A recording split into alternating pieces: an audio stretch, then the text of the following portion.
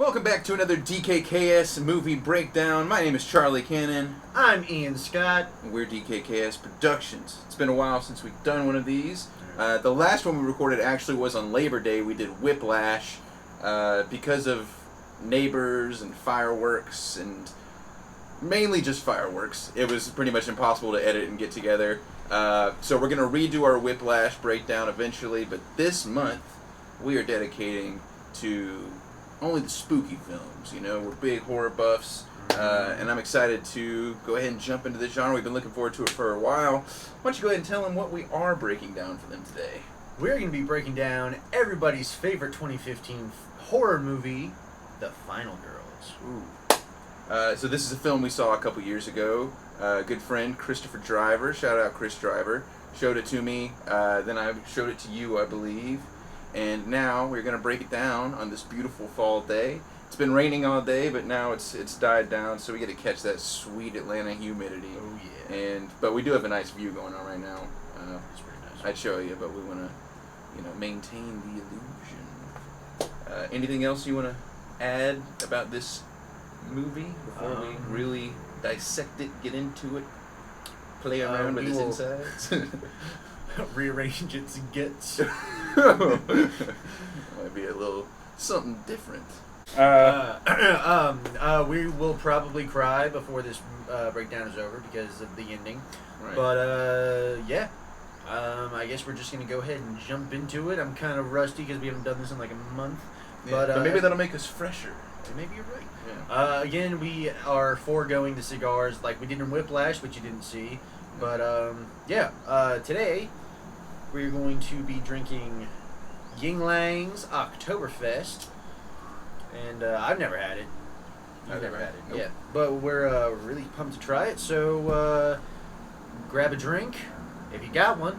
Grab a cigar, and we are going to buckle the F up, Buttercup.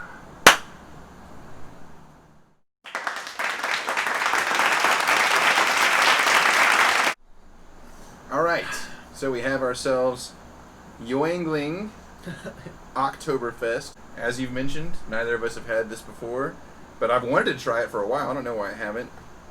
And I feel like Oktoberfest activities and festivities are some of the coolest things that happen around this year that we've never really utilized. Yeah. Especially being the enthusiasts of this month and of this season that we are. So I'm excited to try this. You got any initial thoughts before heading in? You heard anything about it? My manager at work told me it was pretty good. I've had some Oktoberfests that I really, really enjoy. I've had some Oktoberfests that I really, really not enjoyed. Yeah, you used to have that Sam Adams. Yeah, the Sam Adams Oktoberfest was pretty enjoyable. Not my favorite, but I've never had a Yingling that I didn't like, so I'm really looking forward to trying this Oktoberfest. You've had a feeling the day after Yinglings that you didn't like so much. That's true. Yingling used to fuck me up royally back in the day. But he's gotten over it. But I just trained my body to man the fuck up. Yep. That's essentially what you need to do with anything that's bothering you emotionally, physically. Just only emotionally. Only Man the emotionally. fuck up. Grow up, pussy. Stuff it deep down inside of you and just never let it out. All right. That's the our therapeutic advice for the day. Oh my God! I about tore my fucking. My hands are messed up right now from I'm just weak. All right. Here's the cap. We can do what running an empty food review does and shove it right into the lens. Nothing special. Bada bing. Wow. Okay. All right. Should we take a whiff, or is that a little weird to do with beer? It's a little weird to do with beer. Cheers.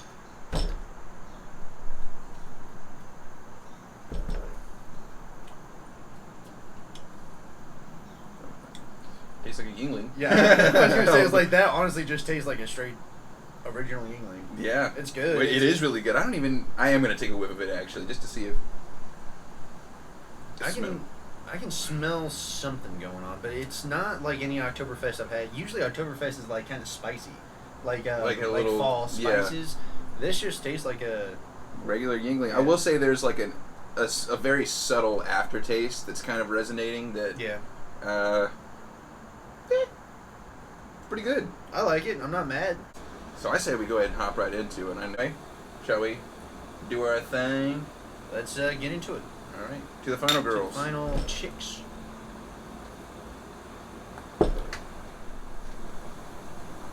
Let's talk about writing a little bit. Just a little bit. So, who are the writers of this film? If I remember rightly, Joshua John Miller and M.A. Fortin. That does sound right. Yeah, after all of my extensive research that I was doing earlier as well. So we found with these guys, we'll touch on the writing itself in this film mostly, but with these guys, they tend to work together, it seems like. I think Joshua John Miller is more of an actor, you mentioned. Yes. But they've made several films together, including a film called Queen of the South, which I don't believe either of us have seen. But in terms of stylistically, this appears to be the only film they've made sort of like this, where it's kind of hard to categorize when people ask me about it. We save it for October because there are horror elements, and it seems kind of like a love letter to the horror genre. Absolutely. It's like a heartfelt movie inside of an 80s horror movie.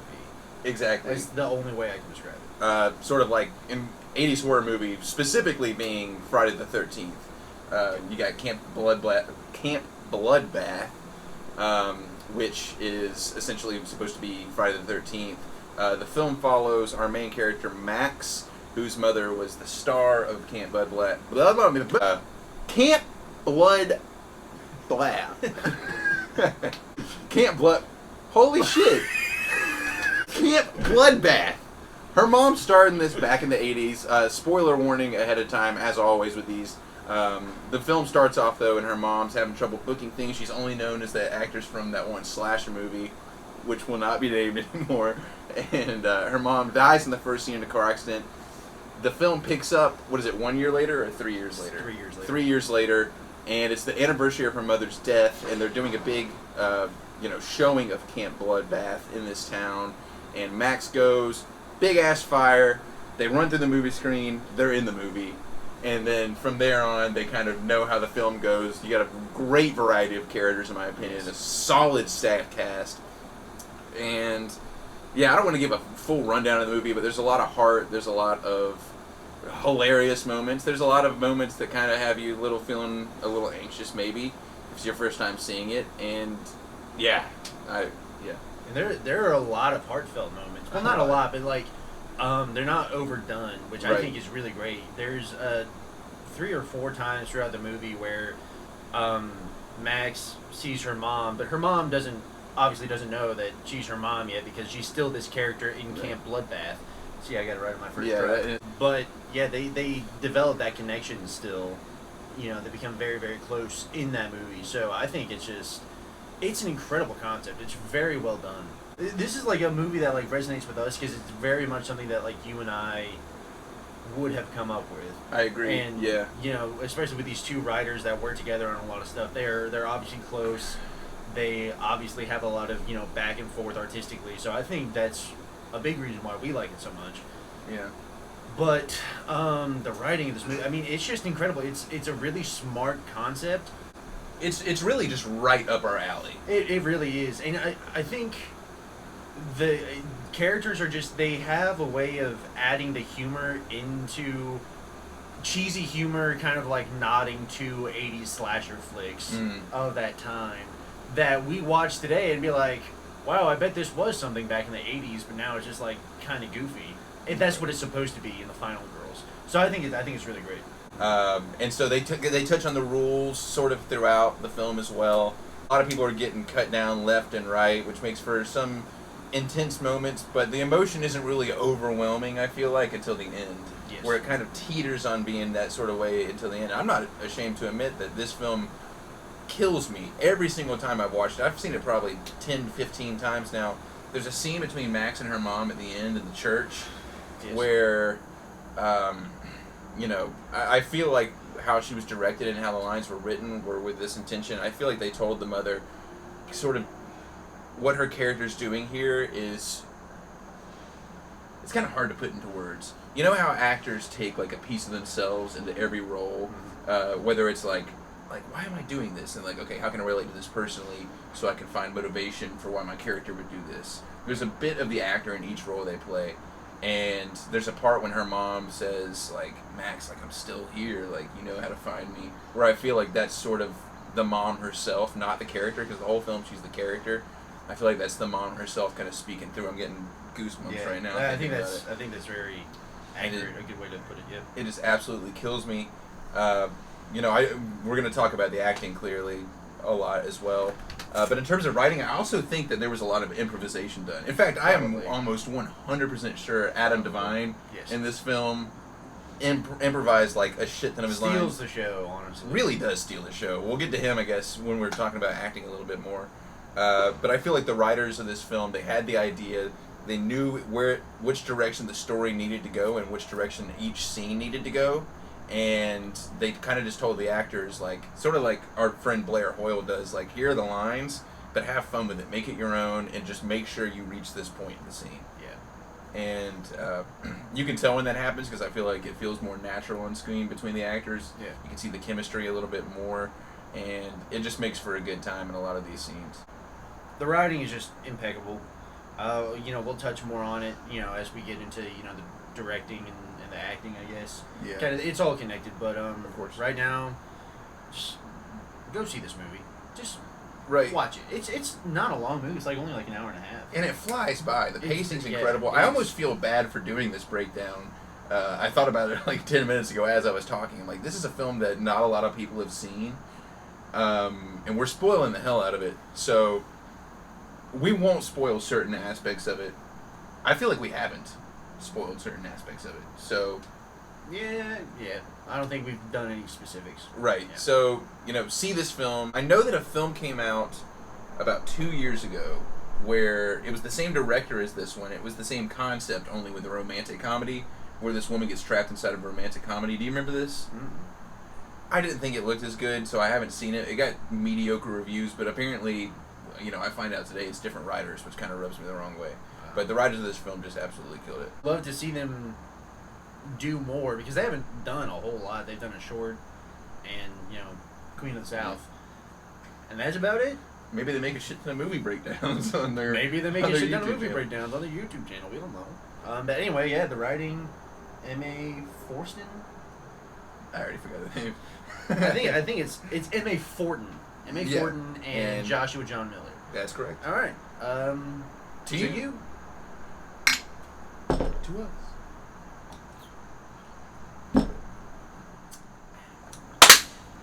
All right, let's chat about acting. But first, I feel like I'm remiss in neglecting to mention the new swag by Juicy Tees. We also got some hoodies, black hoodies, which is D.K.K.S written on them. We'll might put them on just at the end of the video so you can look at it. But look at the hat! Look at the beanie! Appreciate it! It's juicy! The hoodies are awesome, though. We're getting close to hoodie season out here.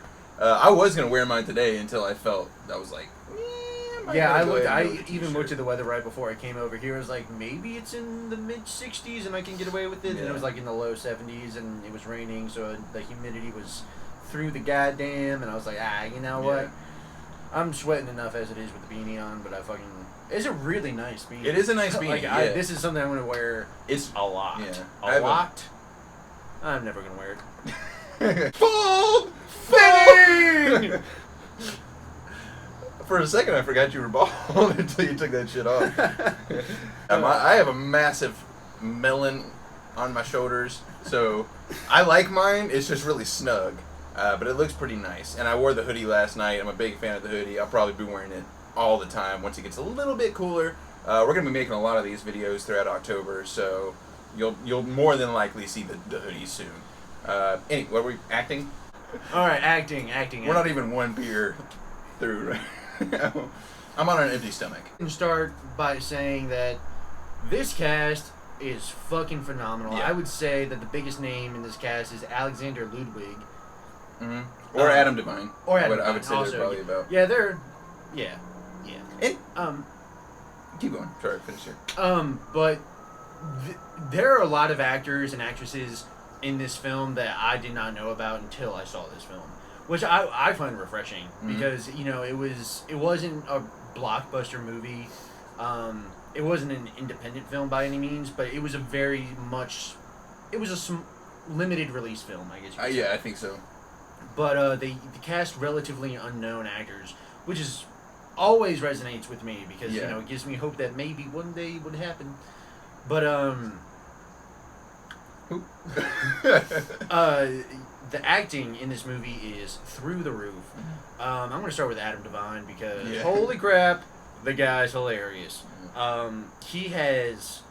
He might be like the king of one-liners, man. Seriously, I'm not even kidding. And you can tell they're just off the dome half the time too. Yeah, especially like in the bloopers at the end when they're like going through like his scene in the car and he just. That's. All right, I won't tell the cops about this if we just go and fuck. Just right now, fuck me. And when I first saw that, I was like, that poor like actress that's like having to like be subject. I was like, and then I looked it up and it's actually, I think they're married. So. Oh really? Yeah. That's awesome. Interesting fact. No, but yeah. So all of these characters in the movie, in Camp Bloodbath, like the movie in the movie, are kind of like an embodiment of classic 1980s slasher movie tropes. Yeah. I guess you could say. So Adam Devine's character is the one that wants to sleep with everybody. He's the horn dog. And he's also just kind of like a narcissistic douchebag. Yeah. Let's see.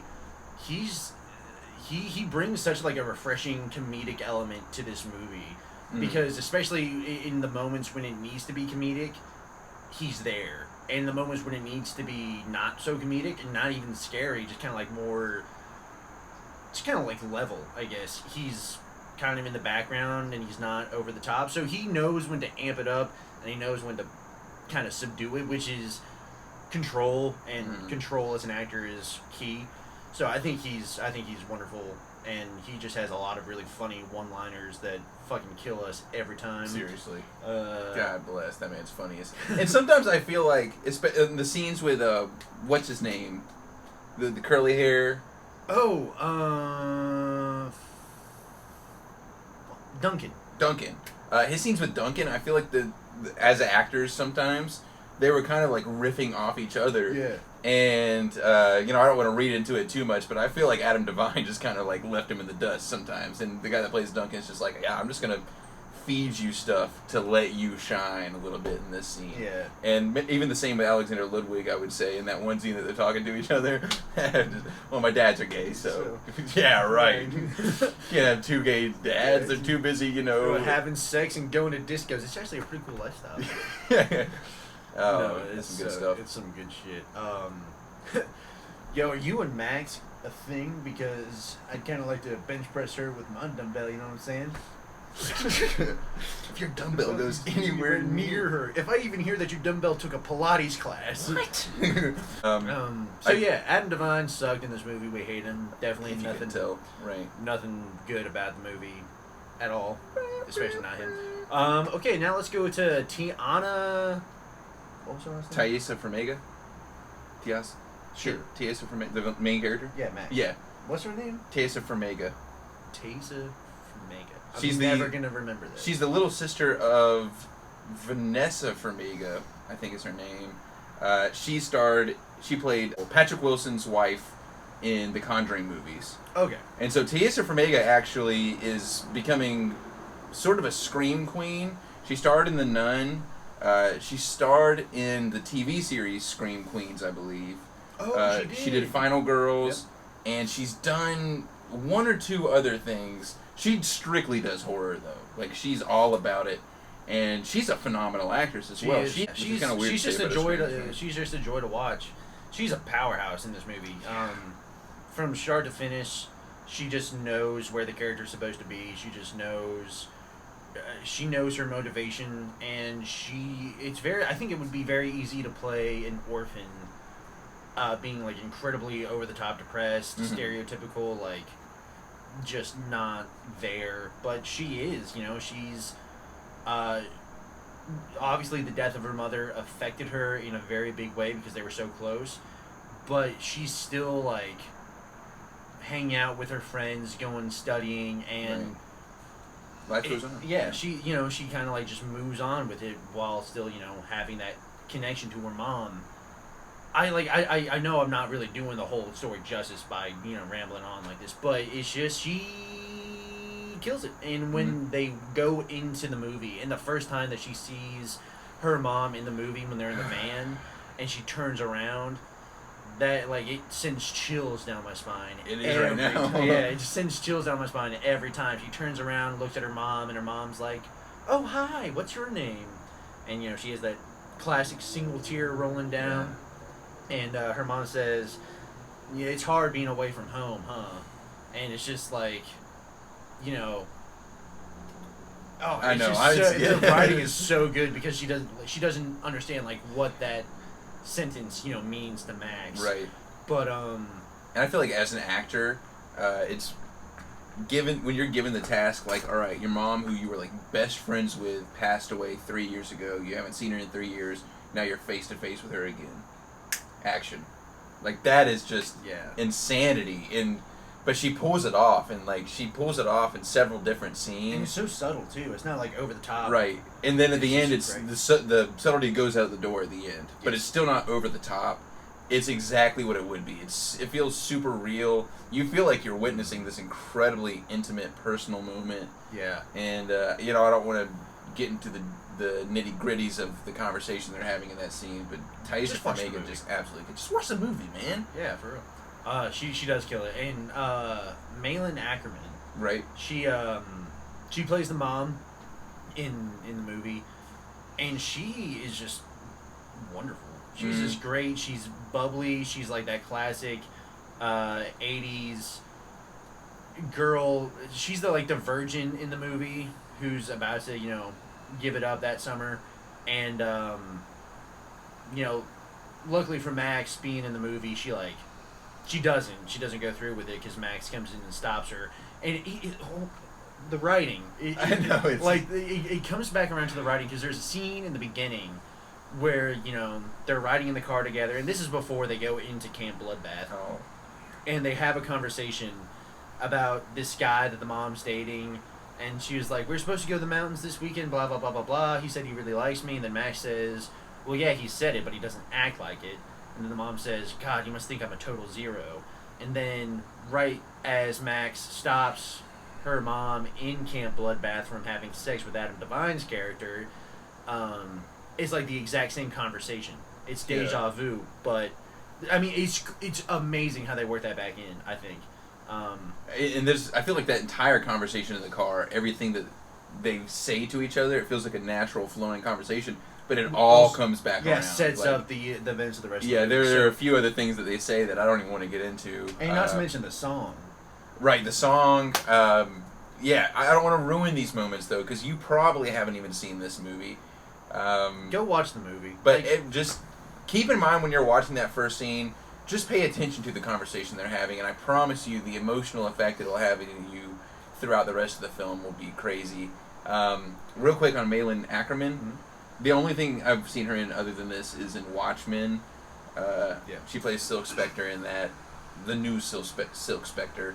But I don't think I've seen her in much anything else. But she is great. You're right. Her character's incredibly likable. He adds certain to Camp Bloodbath adds a level that I would like to see if I were actually watching a movie called Camp Bloodbath. But also in The Final Girls, she just takes the movie. The movie would not be the same without her. Yeah. The character, and I think they cast her perfectly.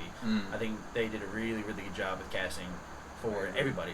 Now let's move to the girl who played Tina. Tina is the spacey, for lack of a better term, dumb girl in the movie who is just kind of I'm here literally just for sex appeal, to sleep with people, and then get chopped.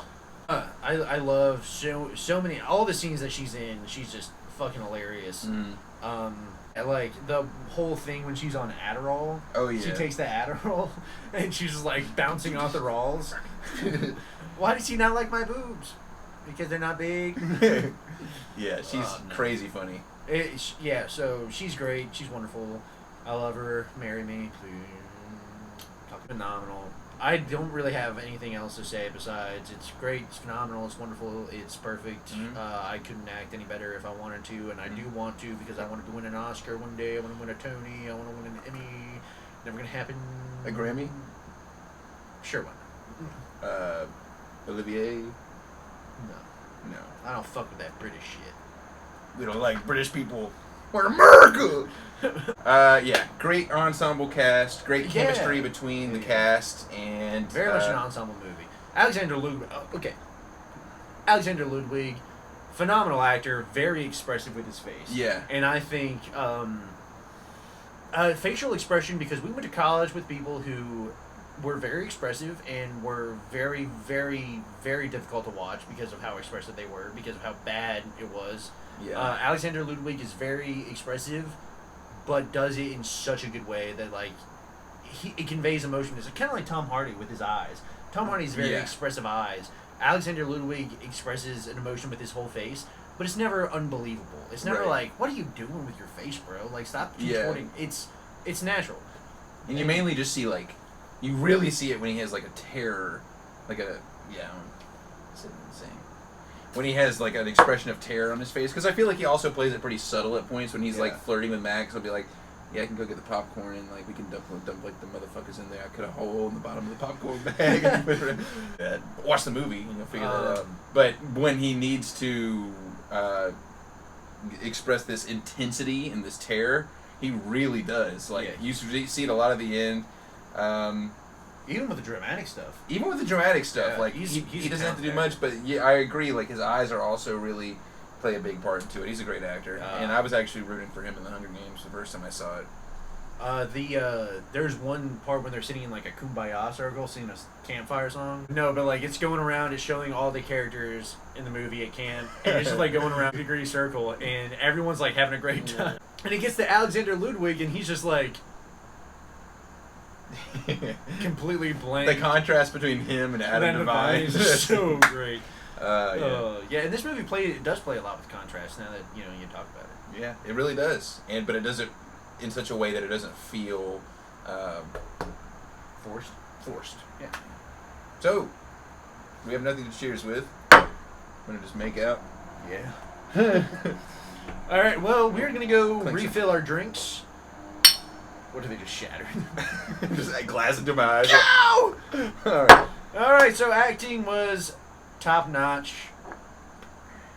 We would toast to you, but we're alcoholics and we drank too fast. So to add all the actors, this is gonna be a long ass fucking video. Yeah. Especially that portion. God damn, that must have been like 15. So we're going to talk about directing a little bit. Todd Strauss Schultzman is the director's name. I'm saying it now because I will most certainly... I've been struggling with this name. I looked at it earlier, and it's one of those names that I just cannot remember. So Todd, I'm just going to call you Todd, T-Man, T-Bone. You're the man. First film I actually saw by Mr. T was Very Harold and Kumar Christmas. He directed that back in 2011. He did The Final Girls in 2015, and his most recent film, I believe, which is his most recent film, is the film I just talked about a second ago, where they did this whole idea, but with a romantic comedy instead of a horror movie. Still looks pretty funny, and I actually think Adam Devine's in that as well. I know it stars Rebel Wilson. It's called Isn't It Romantic? You may have seen it. This was a bit of a broader release than The Final Girls. We still have not seen it, but it's on my radar. Maybe eventually. I got a long list. It's not coming this month, I'll tell you that much. So drop it! February. Maybe in February. Now, the directing in this film, I'm looking at the weather right now, it's looking like it might get a little bit rainy here soon. So, the directing in this film, this is an interesting project to approach from a directorial standpoint, I imagine. But he really did approach it with a sort of pizzazz, and I know it was probably him and the cinematographer working together. A lot of tracking shots, a lot of really interesting, I don't even know how, movements, camera movements, which I'm sure were a nightmare to plan and to get filmed, but... To execute. Like, there's one in particular. In the cabin? Yeah, the one where it starts off and it goes like upside down and does a complete like 360 through and there's like a track. But not only is the film itself kind of stand out stylistically, there are certain scenes that stand out stylistically as well. One that's coming to mind for me right now is there's a big chase scene near the end of the movie, which is just incredibly badass. They utilize slow motion very well, very effectively. Slow motion can be overdone, but it's sort of meta in this sense because even the actors are like, it's slow motion. Yeah, they're like, what's going on? And Alexander Luke was just like, it's super expressive as always. No, it's great. But yeah, and the use of color grading in that is just also just incredible. Yeah, the coloring of this movie is fantastic. I would say that's the scene where I feel like I'm most watching a horror film. The chase scene? The chase scene. When he's on fire? When he's on fire and like the coloring is just insane. Damn, this is really moving in fast. Yeah, this is. So I'm gonna try and be as to the point as I possibly can be. But yeah, the directing's really well done. Like I said, I feel like the actors were given a lot of free range in terms of lines, and I feel like the writers probably gave their permission to play around with the lines and stuff like that. But the director did a good job of keeping the actors in line. I'm not sure if they ever really did get out of line too much, but yeah, every character knew what they needed to do, and I feel like that was because of something that the director pushed them in the right direction using. I'm interested to see how this style transfers to Isn't It Romantic when we do watch it, just because it does have different writers, and I feel like that will show exactly how much of a hand Todd had in like formulating this entire film. But I can't really think of anything. And maybe some of these tracking shots, maybe some of the camera movements and stuff we see, which I'm sure we'll touch on in cinematography too. It may not be everybody's cup of tea. I thought it was an interesting touch. It's different for sure. You don't see it ever. Yeah. So yeah, other than that though, I would just say that the main driving force of this film is the heart, and there's a lot of heart. It's conveyed really well. Yes, absolutely.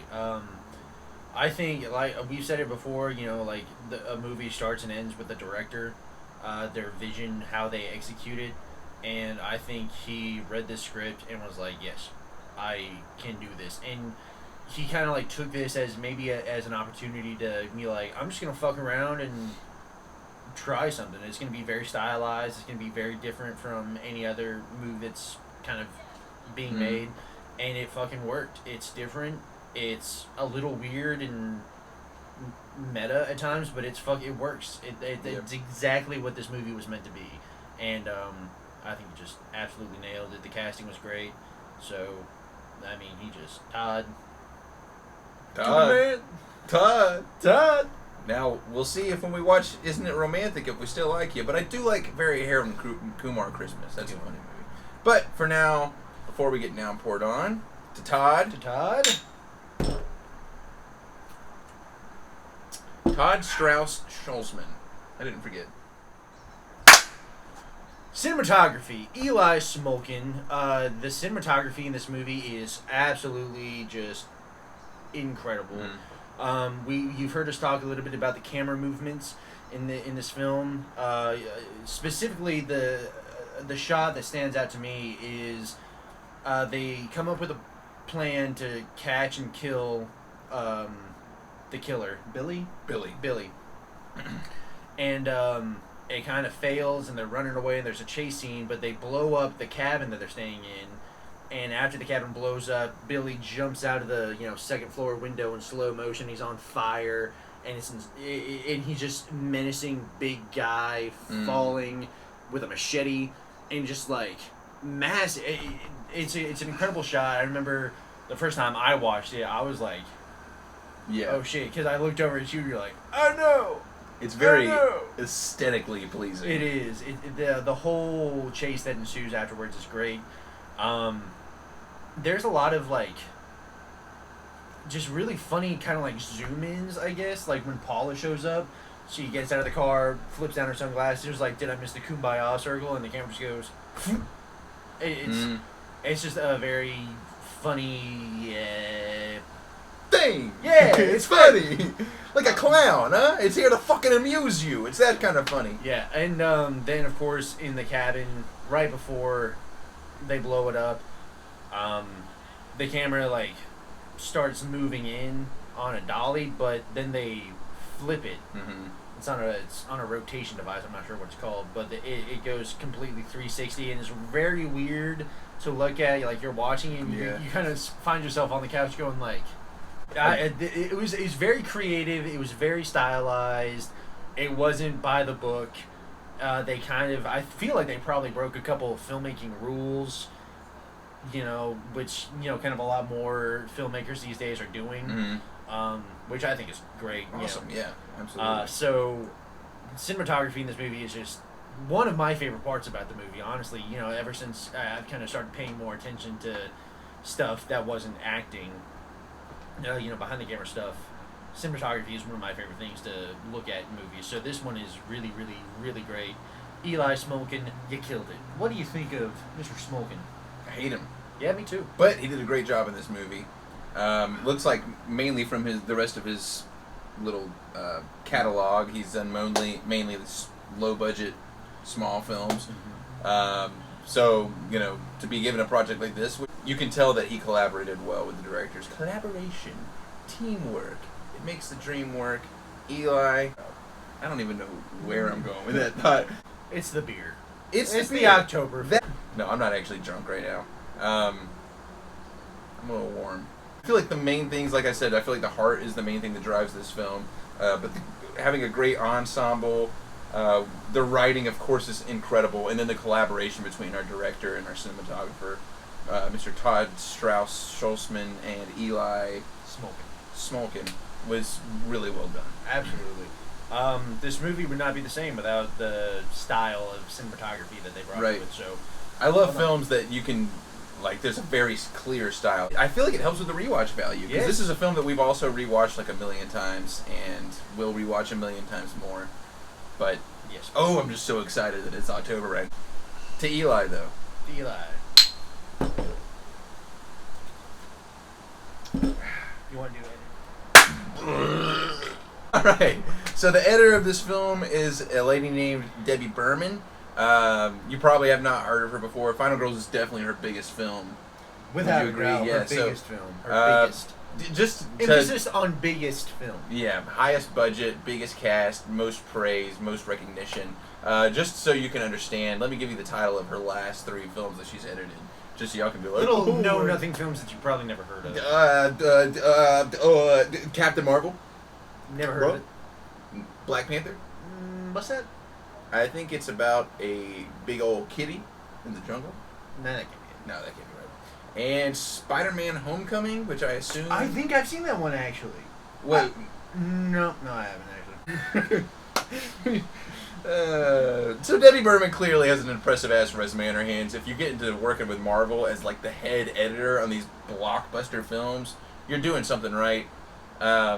What's that thing that I say, or that we say? Good editing is editing you notice. Editing you do notice? No. No, but you do notice the editing in this movie, because when you're working with so many fancy styles, like the cinematographer was working with, when you're doing so many crazy out-of-the-box ideas and camera movements and montages, sequences, scenes, you gotta have a great director to make it seem seamless. Cheers to seamless. And Debbie Berman made it feel seamless. One of the sequences I'm thinking of, yay! Yes! The loop. There's this loop where the main characters are trying to just run out of the movie, and they consistently, it's a continuous shot. You see them run onto this dirt road, kind of look around. It goes in a circular motion. You see 2 different things. You see, what's her name? So you see them running to the dirt road, look around, start running down the dirt road, then the camera pans from them to another character that's actually in the movie, Camp Bloodbath. And he says, wait, where are you going? You're going to miss the slumber party. Pans from him over to Tina, and she said, you came back! Yay! And the characters from the Final Girls that came into Camp Bloodbath are somehow magically back at the dirt road, and they start doing the same thing again. Wait, where are you going? You're gonna miss the slumber party. You came back! Yay! Back to our 3. And it happens 3 or 4 times. It's a loop 3 or 4 times, and it happens 3. And at on the last one, Alexander Luke was like, what's going on? They're just trying to run out of the film, and they're running in a circle. The camera's moving in a circle. Every time I watch it, I'm very impressed by how that scene was put together. Yeah, it's absolutely perfect. But yeah, no, the editing was really well done because there's a lot of sequences like. I'm almost done with my second one. Great editing, and yeah, I guess good luck on your Marvel movies. Debbie, D. Always looking like a zebra. Deborah. Shout out to our first breakdown back in the Disney. The true fans know. The 20 people that viewed that, they know. And the 15 people that'll view this, you might know. I don't fucking know. Bandwagoners. Losers. Get a life. What are you doing? Watching movie breakdowns on YouTube. Keep watching them. Tell your friends. Tell your family. Please. Tell your kids. Maybe tell your grandparents if they're okay with harsh language. My grandparents watch these, so. Don't tell my grandparents. And, yeah, they wouldn't be a big fan. They wouldn't be big fans. They probably would be. They'd be supporters, but you know what it is. Anything to say about the editing in this? I think you hit it all. I think I did. Edit. No. Oh. I don't find a single thing wrong with the editing in this movie. I have not noticed any continuity errors that in the 10, 15 times I've watched this. It's something that I didn't even think about earlier when I was going through IMDb. I looked at like the cinematographer, I looked at the director, just because I couldn't remember exactly what I was covering. Right. And I was looking at all this stuff, and I didn't even think to look at editing because it just didn't cross my mind as something that even needed to be discussed. Yeah. And that's probably because it was done so well. It's great. This whole movie, every aspect of this movie is phenomenal. It's wonderful. Sensational. You'll love it. It's almost as good as me, but not really. No one's as good as me. I'm the best ever. I'm the healthiest. And everybody loves me. Anyway. Debbie Berman! Boom!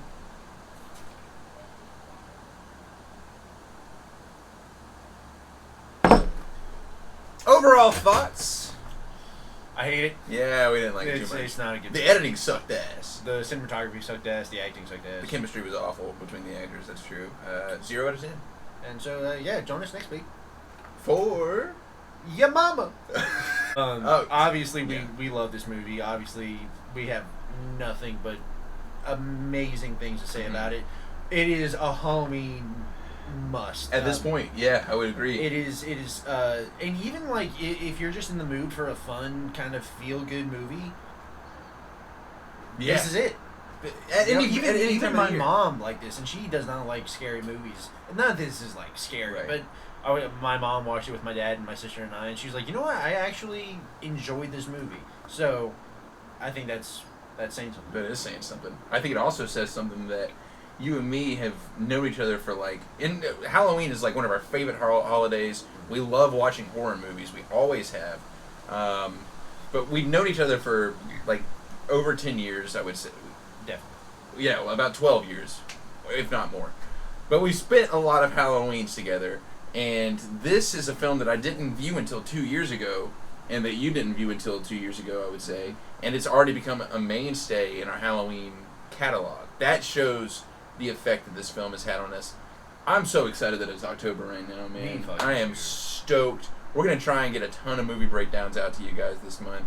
We already know the next ones that we're doing. Anyway, before we hop onto that, do you want to give rankings for this? For this? Sure. Yeah. Let me think. Out of 10, I'm going to try and be as objective as possible. Yeah. Of course, this is completely subjective. But I know what I'm going to say. Yeah, I know what I'm going to say. All right. 3, 2, 1. 7.8. Oh, that must be the biggest contrast That is we've definitely had the biggest differential. the entire time. Damn, okay, tell me why. Just because I know, especially in this month, I'm going to be throwing out huge high rankings the entire time. This is a film that I could watch an endless amount of times. But for now, like I say in every other breakdown, I'm going to reserve those extra 2.2 points for the other films we have coming, because we got a lot of good stuff coming your way this month. Yeah. As for me, honestly, like I've said, I'm very liberal with my 9 point what the fuck evers. The cinematography really, does a number for me. Especially, I think upon this last time viewing it, since we've done the movie breakdowns, I find myself paying more attention to things other than just like dialogue and acting. I find myself paying more attention to, especially cinematography, because that's kind of like something that's really interesting me more than anything else in the film industry at the moment. But it did a number on me, and I think it's incredible. It's some of the most, besides maybe like Birdman, some of like the most incredible cinematography to come out of the past like 20 years. Yeah. In a movie. Experimental and and also 1917, which I never saw, but I know it's how it. I know the style of which it's filmed. Is 1917? That's a horror film too, right? No, that's a World War I. Oh, that's right. I want to see that so bad. Yeah. Yeah, me too. Sam Mendes did that. I'm pretty sure. I think he did. Yeah. Yeah, but damn, we gotta watch that. Yeah, I'm exceptionally just loose with my extremely high rankings and also my asshole. Well, that one threw me through a loop. Anyway, 9.6. There are gonna be. I can already tell you that there's gonna be at least 4 movies that we're gonna review this month that are gonna be absolute 10s. I'm gonna go ahead and tell you that right now. I feel like I can guess what the next breakdown will be given. Anyway, yeah, these are. Let's just get right into the good stuff. What you've been waiting for.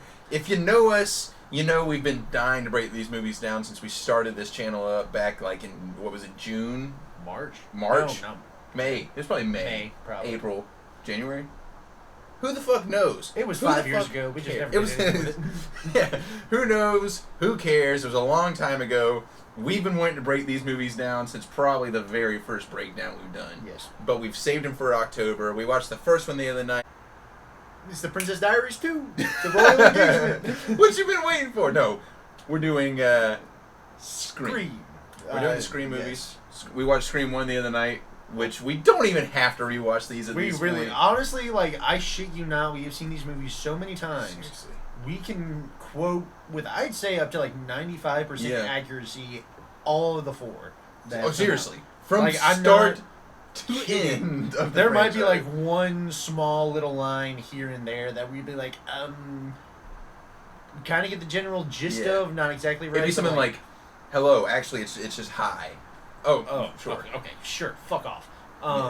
No, but the Scream movies are the sequels. All 3 of the sequels to the original Scream movie are phenomenal. Yeah. Are perfect. They hold up. They do not disappoint in any way. And that was that the first movie that you and I ever saw together? Scream 4 in the movies. Yeah, in theaters. That was 2011. It was either that or Rango. It was one of the two. I want to say that Scream 4 might have been it. But yeah, we got some big stuff coming. Scream, directed by Wes Craven. Rest in peace. Yeah, seriously. Yes. We'll thank you properly next week. Yeah.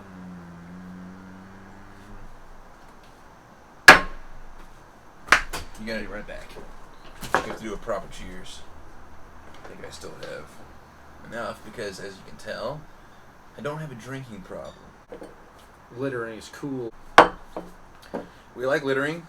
I hate fish. I cut my finger open. Yeah, I'm gonna fucking do the same thing. So yeah, we got a fun week ahead of us. We have a fun month. I think by the end of the week we will have watched 2, 3, and 4 of Scream, and then hopefully next weekend, I plan on getting this edited quick, get it posted super quick, and then hopefully as soon as we edit and post that, we're already making the one for Scream and get that. Because this is the month we've been looking forward to. This is definitely the month that we have been like wanting to get to for sure. So now that it's here, I think we're gonna crank it into overdrive. Seriously. Also, just a little heads up, I wrote a short little fun horror film that we're gonna make and hopefully post by Halloween. Don't hold me to that because things might happen. But life. Yeah, life.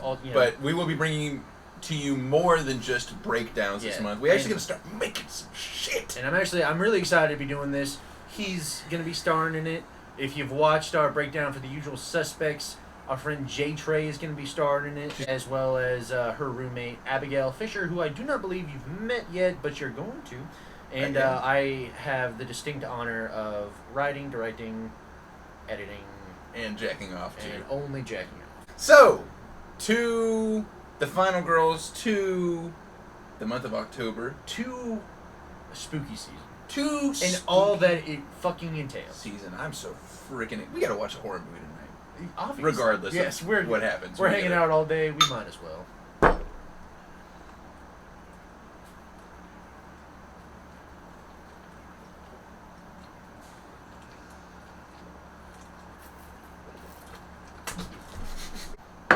Like my first. I regret that.